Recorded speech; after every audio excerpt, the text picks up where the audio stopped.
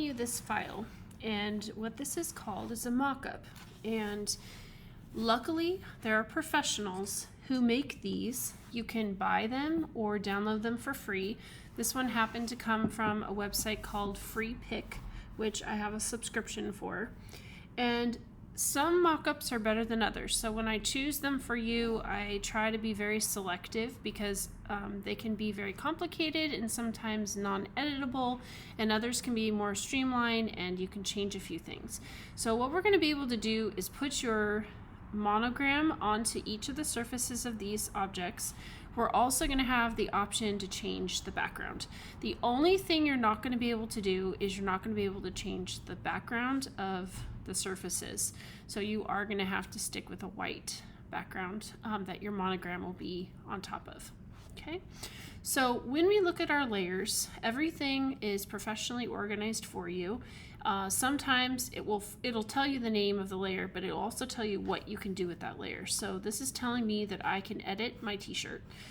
The way to edit is you take your mouse, double click on the smart object, and then you need to come up to File, Place Embedded, and somewhere on your computer you saved the PNG version, PNG, of your project. That would be this one for me. It's on my desktop. I'm going to place.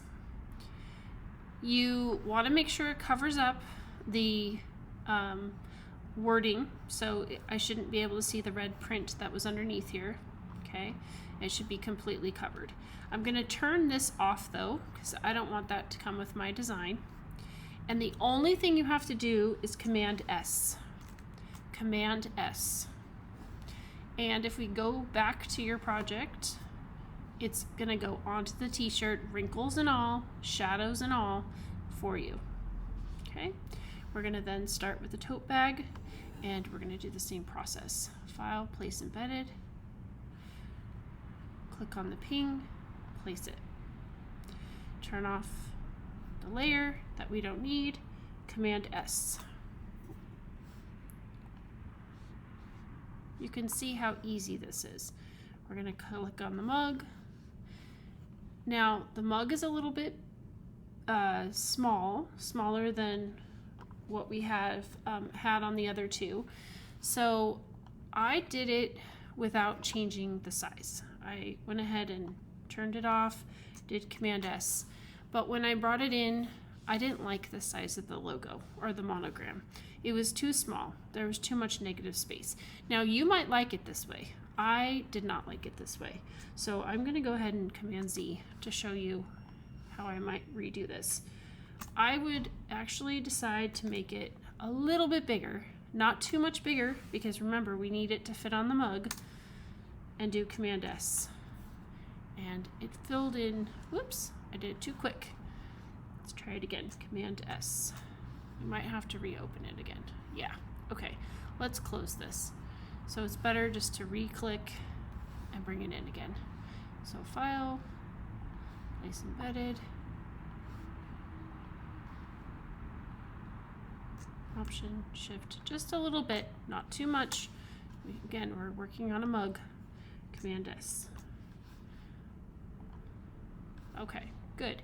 Now, because I didn't like it the first time, I had to undo, Command Z, and just re-click it, re-transform it. And I do want to mention that the bars that you're seeing, this is your transformation transform frame.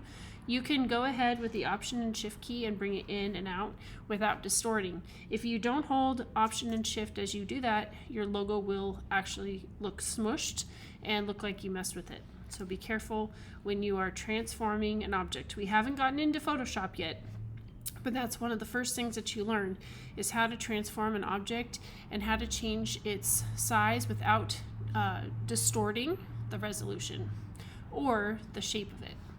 So here we have a finished project. If I wanted to leave my background gray, I don't. I want to change it.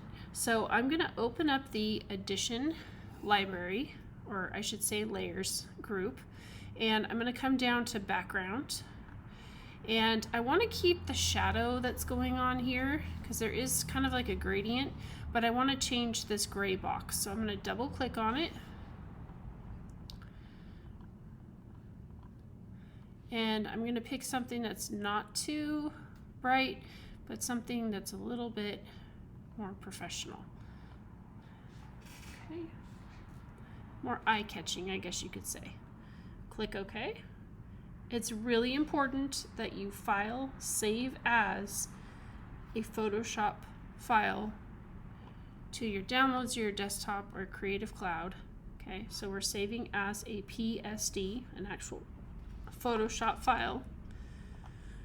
The next thing you want to do is you just want to export it like you do when you're in Illustrator. So we're going to export as and save it as a ping, and you'll be ready to finish off your very first Creative Cloud library for this project after this video.